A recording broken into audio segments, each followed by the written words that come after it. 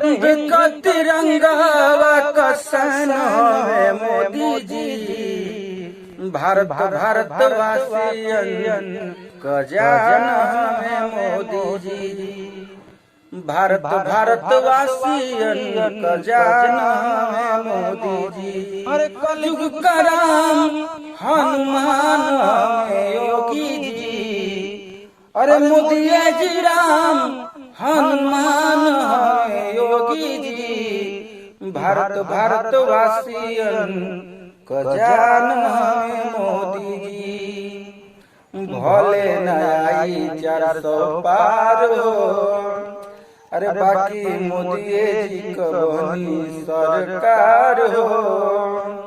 अरे भोले नई 400 पार हो। मोदी जी कबनी सरकार हो।